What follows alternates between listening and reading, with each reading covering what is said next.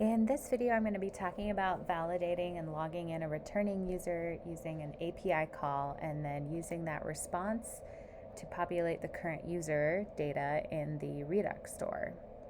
So on the landing page of MatchMakeMe, this is a dating app. We don't have a user logged in currently. You can see in the Redux Store current user, the object is blank, and we don't have an authorization token for this user yet either.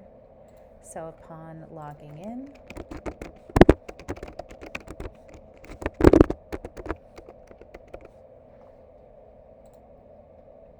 this user now has a authorization token, and the Redux Store is now populated with the current user data who just logged in, and then it used this data in the Redux Store to set the selected answers that were already stored in the database for this particular user. So back over here on a login, we run this validate and login user function with the email and password input that the user types in. That's the user object, and we are going to do an API post request passing along that user with the email and password, and then it's going to query that selected user against the database right here. So here's that post route. And then right here, it's going to get the user data by running the select user by email query, passing along that user's inputted email address, and it brings back the user data that matches that.